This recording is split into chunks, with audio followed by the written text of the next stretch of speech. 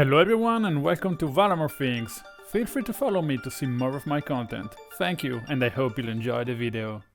Hello guys and welcome back to another video. Finally we can talk about Duskmourn House of Horrors full spoiler since the set is releasing today on MTGO and in paper. So I break down all the interesting cards that I found in this set, and of course we're talking about the modern format. So without further talking, let's start with first cards that I found interesting and maybe powerful for the modern format in this expansion. First one, all the cards with Delirium, especially in red and green, but also something in black.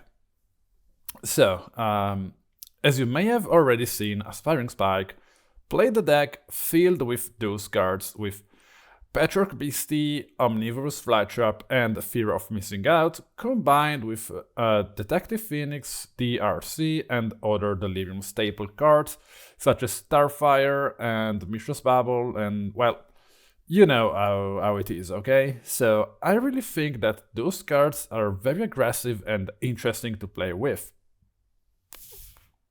Sorry. especially the Fear of Missing Out, because this card says whenever Fear of Missing Out enters, discard a card, and this by itself enables Delirium. Then draw a card, so you're getting something in exchange for discarding your card. Delirium. When Fear of Missing Out attacks for the first time each turn, which may be the same turn that this card hits the battlefield if we combine this with Detective Phoenix.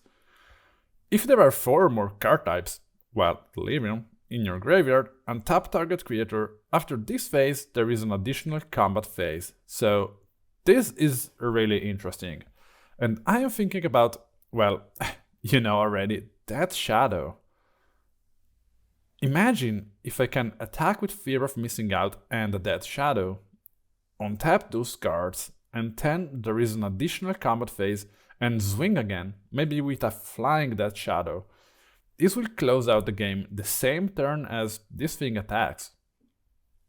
So this is actually very good.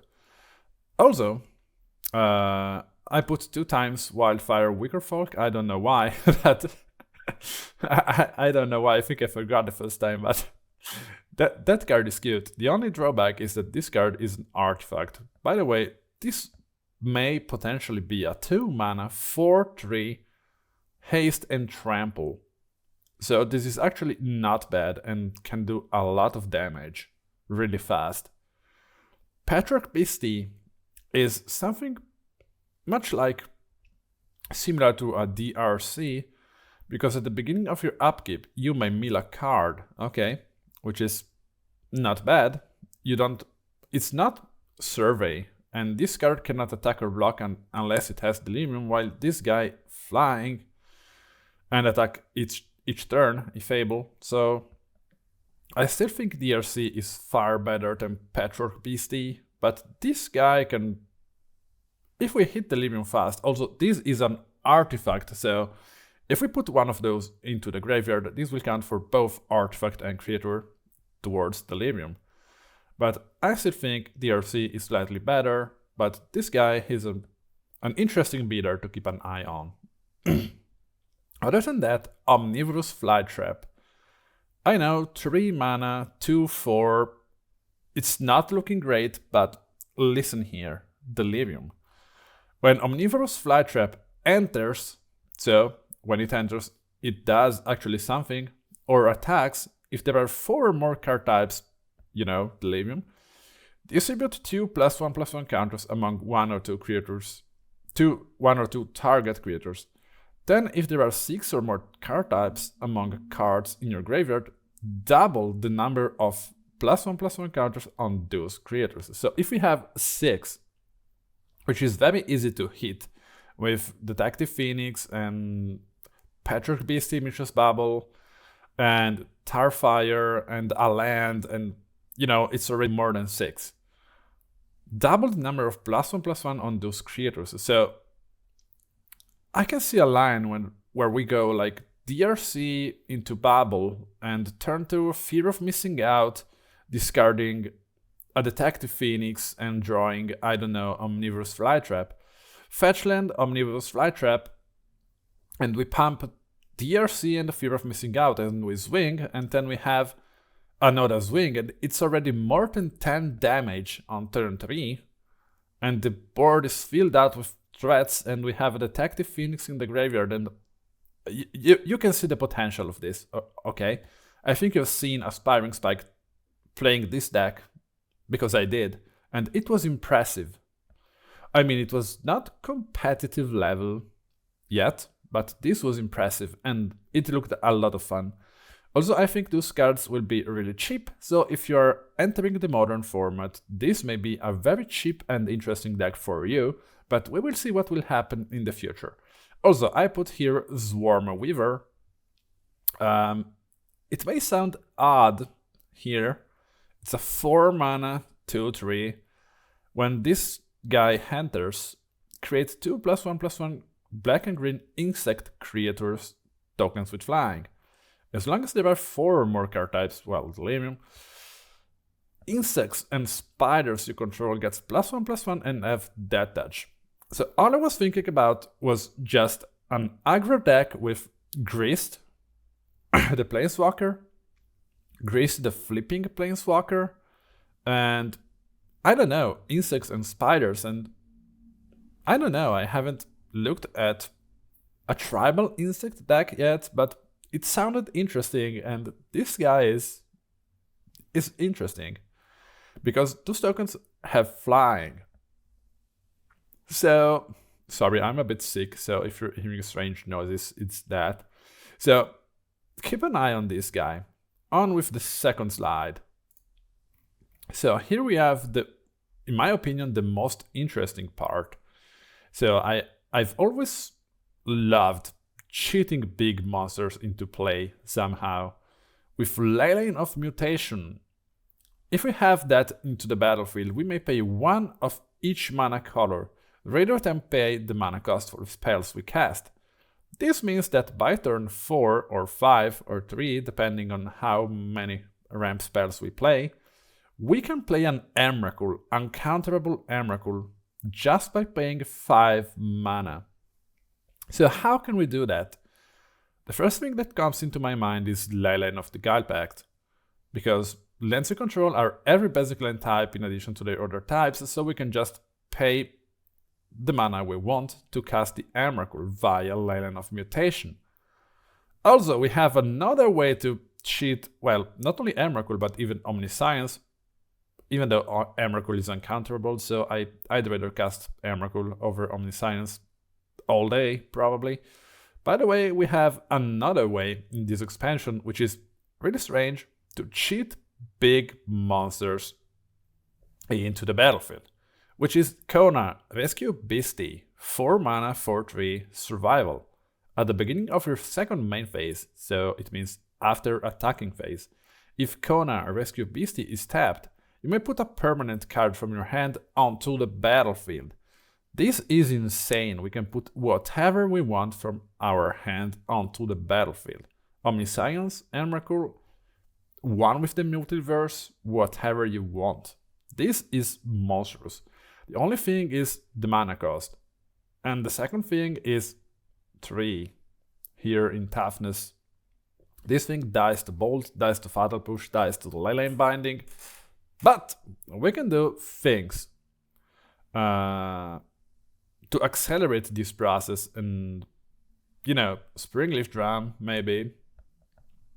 But the real problem with this one, which is in my opinion slightly worse than Leyline of Mutation, is that at the beginning of your second main phase, so we have to play Kona, pass through the combat phase to reach the second main phase. So when you're entering a combat phase, opponent just removes this thing and we're stuck with nothing. With Springleaf Drum, we can tap Kona the same turn it enters the battlefield, but we cannot answer a removal. So this is very fragile, and I don't know if this can be something in Modern. I will probably try something with Kona and Leyline of Mutation. I don't know yet, but I will try. Well, this is interesting. Two cards that may have you cheat something big into play in the same expansion is very dangerous. Maybe not for the modern format, but I don't know about other formats. So keep an eye on those cards. Next slide. So here we have Say Its Name and Altanak, the Tri-Scald. You've already seen the good old Aspiring Spike play these cards. So once more, this may sound odd because Say Its Name alone is not that good of a card. I mean, yeah, military cards, then you may return a creature or land card from your graveyard to your hand. It's not that bad. I mean, you still get your land, you still get your, I don't know, that shadow, whatever you may want. This enables Delirium, so it's not bad. The weird thing is, exile this card and two other cards named Say Its Name from your graveyard, search your graveyard, hand, and or library for a card named Altanak the Tri-Scald and put it into the battlefield. So what happens is, Altanak the Tri-Scald is a 9/9 trample, and when the Tri-Scald becomes the target of a spell ability on opponent consoles, we draw a card. And this also has a nice passive ability. Discard Altanak the Tri-Scald, return target land from your graveyard to the battlefield tapped. So we can fetch on turn 2, do this, instant speed, get the fetch back, and we can ramp with this thing. So it's not bad. Altanak, it's not bad. And also Say Its Name is not bad too. And they are uncommon and common, so very cheap.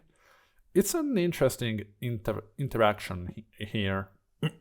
And I mean, this guy is legendary. You may only play one copy and it's enough, because with Say Its Name you can look whenever Altanak is, hand, graveyard, or library, so it's not bad. I want to build something around this. It may be really interesting. A 9/9 trample with a kind of protection, it's not that bad. Especially if you're casting it by doing other things. So yeah, not bad. Next one. Okay, so here we have the Manifest Dread section. What is Manifest Dread? So we have the card with that name that does exactly that. So it's an ability that says, look at the top 2 cards of your library. Put one onto the battlefield face down as a 2/2 creature and the other one into your graveyard. Turn the creature face up anytime for its mana cost if it's a creature card. That means that if we get an Emrakul with Manifest Dread, we can blink that guy with whatever blink effect we may have. Ephemerate is the most famous, but it could be anything else. And we're going to get the Emrakul. So that's another way to cheat big monsters into play kinda easily. And there are a few cards that Manifest Dread, which is in fact Manifest Dread, Growing Dread. It's the same but with flash and a little upside.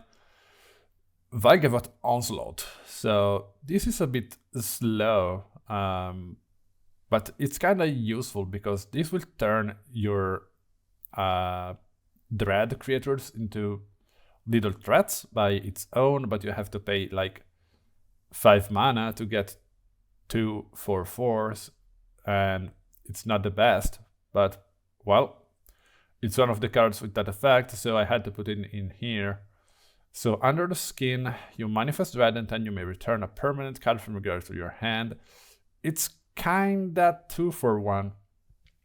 I mean, you pay 3 mana, you get the Manifest Dread effect, so you put your whatever card. It can be whatever card you want, but if it's a creature, you can turn it face up, you know, or you can blink it. Or even if it's a, I don't know, Omniscience, you can blink with Ephemerate, the 2/2. This will get back into the battlefield and you will get the Omniscience. So if you fill your deck with Manifest Dread cards, big monsters, and I don't know, Ephemerate's effect, I don't know, 10, 10, 10, and a bit of removals and interaction, this could actually be a thing. I don't know, turn 2 manifest red, turn 3 under the skin, turn 4 you try to flip. It's interesting. Also, Huntwood's Shrieker, whenever this guy attacks, you manifest red.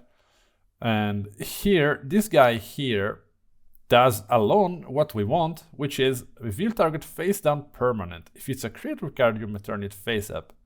So this guy does what we want alone. It's a mythic, by the way. Wow. So interesting. We'll keep an eye on this. On with the next one. Here are a lot of interesting cards with blue and black and draw cards effect. Let's start with Kaito, Bane of Nightmares. If you're following my channel, you know that I love ninjas. During your turn, as long as Kaito has one or more loyalty counters on him, which means if we ninjutsu him during our turn, he is a 3/4 ninja creature and has X-proof, so that's not bad. +1, we get an emblem with ninjas you control gets +1/+1, 0, survey 2, then draw a card for each opponent who lost life this turn. So if we ninjutsu this guy, 3 damage, we survey 2 and we draw a card, which is not bad. -2, very strong. Top target creator puts 2 stun counters on it. So this guy could be a one-off in, I don't know, some sort of Dimir kind of deck. The only thing is that since this card is Dimir, and Dimir has Psychic Frog, you really don't want to ninjutsu the Psychic Frog, so this doesn't make any sense to play Kaito. I put it here because I love ninjas, but since Psychic Frog is existing, ninjas are useless basically, so I don't really know what to do with this guy, but I love it and I love the art, so I really hope that I can try to play him in some decks with nice results sooner or later. Next one we have Enduring Curiosity, 4 mana, flash, 4/3. Whenever a creature you control deals combat damage to a player, draw a card. This means that you can swing with 1, 2, 3 creatures you have into the battlefield, even all 1/1 fairies with flying or whatever. You flash this guy in before damage step and you draw a lot of cards. And if they kill the Enduring Curiosity, this will come back as an enchantment. So it's really hard to get rid of. And I'm thinking about, I don't know, mono blue, Flare and Force of Negation kind of deck, Subtlety, Enduring Curiosity, Spell Stutter Sprite. I don't know. 3 spells, cheap spells, blue spells, counters, and this guy to get as many cards as you want in, let's say, mid-late game. After that, we have Abhorrent Oculus. So as an additional cost to cast this spell, exile 6 cards from your graveyard. This means that in the most cases scenario, this will empty your graveyard on turn 3 mostly. But this guy is a 5/5 flying, so that's a little Murktide. But at the beginning of each opponent's upkeep, you get to manifest Dread. So this is very, very good, because you're keeping and constantly getting 2 2s and 1 card into the graveyard every single turn at the beginning of your opponent's turn. So this guy is very good in my opinion. I still don't know in what kind of decks you might want to play this, but we can make a deck just for this guy, because this guy is very, very good. Maybe I can put this guy alongside Leyline of Mutation, Emrakul Omniscience, other Manifest Red cards, a lot of fetchlands, Mishra's Bubbles, I don't know, Street Raids, Trolls of Khazad-dûm, I don't know, that we might want to flip with some Essence Flux effect, I don't know. That could be interesting, I have to think about this. And then we have Oblivious Bookworm. At the beginning of your end step, you may draw a card. If you do, discard a card unless a permanent enters the battlefield face down under you control this turn. you turned up a permanent face up this turn. So what's special about this? It's that every single turn at the beginning of the end step, you get to draw a card, an extra card. If you do, you discard a card, unless whatever most probably won't happen, so you discard a card. This may be good whenever you want to put something into your graveyard, but you still want to get new fresh cards each turn. And it only costs 2 mana. The only unlucky thing here is that if this would have been Dimir, this would have been very good. But it's Simic, so it's not the same, I guess. Keep an eye on this guy. Commune with Evil. Look at the top 4 cards of your library. Put one of them into your hand and the rest into your graveyard. You gain 3 life. So,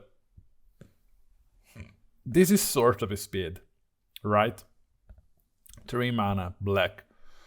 But you get the card you want out of the top 4 and the rest goes directly into your graveyard, which is very good for like persist decks.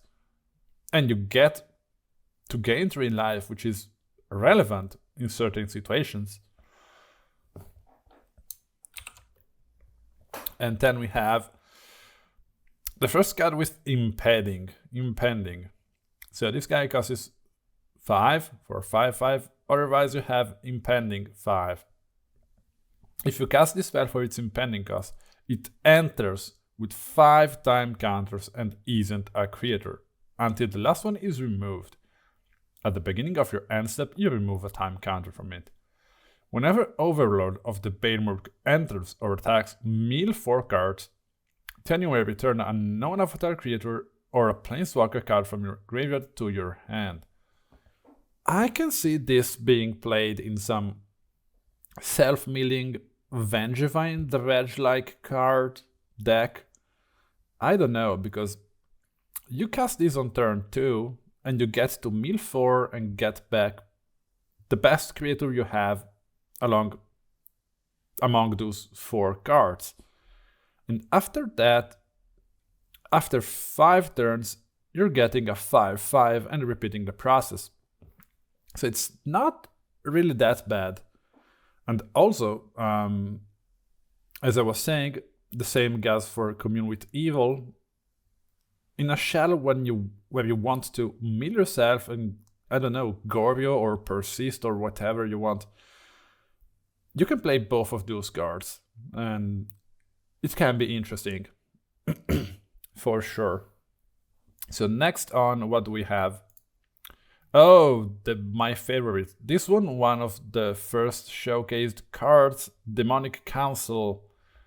A 2 mana sorcery, search your library for a demon card, reveal it and put that into your hand. This may be, I don't know, Greaserbrand or Volvagot or whatever. But this card is going to shine thanks to his Delirium ability.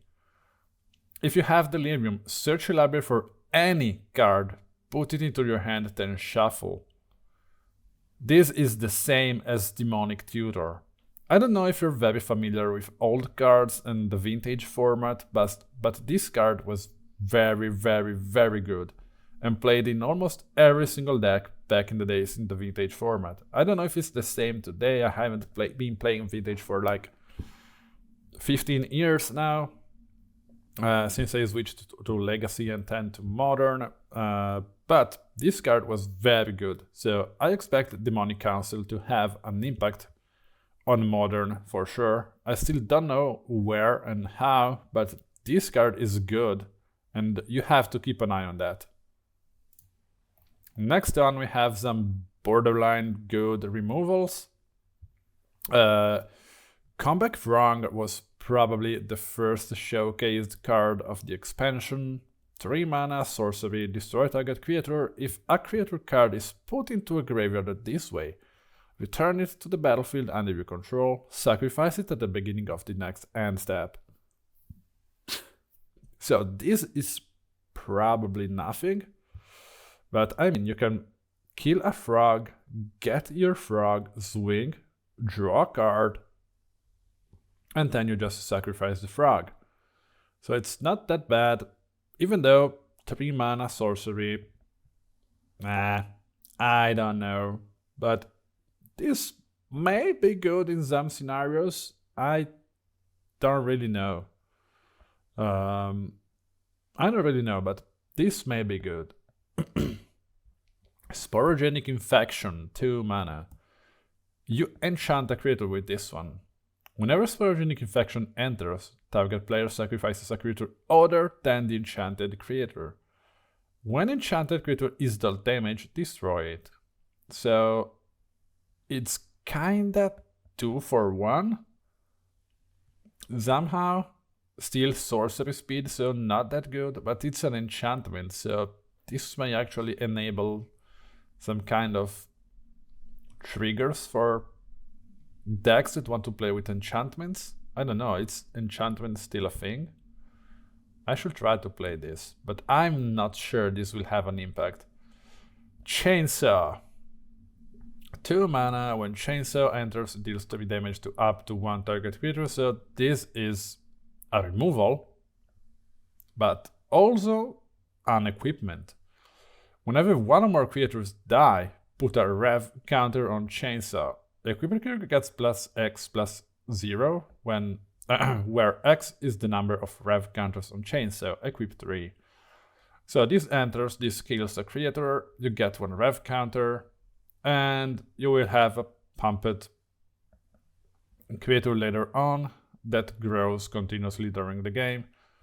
This is not bad, not good either, but yeah, this may be a modern playable card. And then we have Drag to the Roots, Delirium, so 4 mana, instant speed, Golgari colors. This spell costs 2 less to cast if you have Delirium. Destroy target non-land permanent. This one might be the best removal from the modern format in the entire expansion. Because you're basically getting a Vindicate. No, not Vindicate, because, well, a super abrupt decay, okay, something like that, because you can kill Murktides and whatever, and you just have to have Delirium, which is not bad. I don't know, but this might be the best removal in the expansion though. Next one. Okay, so we have Leyline of Hope. If you've been following me for a long time, you know that I tried to play life gain at a certain point in my life.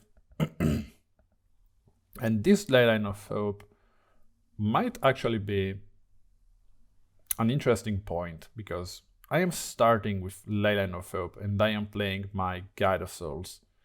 Later on I am playing an Ocelot Pride and the Martyr of Sands, and I am gaining already 4 life. And it's very interesting because later on turn 3 I can sack the Martyr of Sands, gain a bunch of life, pump all of my little guys I have created with Ocelot Pride, and swing with an insane amount of damage. Of course, by gold fishing. You have to have a way to constantly gain life if you want to exploit this. And I don't know, Abiding Grace might be a good card. There are a lot of ways to gain life, and also if you will gain life, you gain that much life +1 instead. It's also very good with Sorin, and also the Extort ability. I haven't put Sorin here because I thought of that right now and not when I was making the video, so Leyline of Hope could be interesting. Nothing special, but still interesting. Next one. Okay. I love these cards. So here we have an aura package that gives protection to your creators. So, I mean, when Sheltered by Ghost enters, exile target non-permanent an opponent controls until Sheltered by Ghost leaves the battlefield. And this by itself is very good. But listen here, enchanted creature gets +1/+0 and has lifelink and ward 2. So you exile target non-land permanent an opponent controls for 2 mana, and your creature gets +1/+0 and has lifelink and ward. So And this one here is Shard Mage Rescue, 1 white mana, flash, enchant creature you control. As long as Shard Mage Rescue enters this turn, enchant a creature as hexproof. So this is useless on a Slippery Boggle, but this may be very good on Light Pose, Emperor's Voice, or something like that. The other card that Boggles play that draws you a card whenever you play an enchantment. I don't remember the name, but you know what I'm talking about. This may give new life to these borderline playable archetypes in Modern. Especially Sheltered by Ghosts seems a very good card. A very, very good card. Because it says, exile target non-land permanent. This means we can grab the goddamn ring with Sheltered by Ghosts. And Sheltered by Ghosts is an enchantment, and not many decks have enchantments right now. So, and also the plus is Ward 2 and Lifelink, very, very good. Cannot wait to brew around this. Here are some other borderline playable cards. We have Undead Sprinter, 1 black and 1 red mana, 2/2, Trample Haste. You may cast this guy from your graveyard if a non-zombie creature died this turn. If you do, Undead Sprinter enters with a +1/+1 counter on it. This reminds me kinda of a Bloodgust or a Gravecrawler or something. So every single thing that is recursive and as haste is good. And unexpectedly, this might be good. I don't know how to trigger his ability consistently yet. Maybe Goblin Bombardment, or I don't know, some other ways to sacrifice your creatures so you can cast this guy from your graveyard.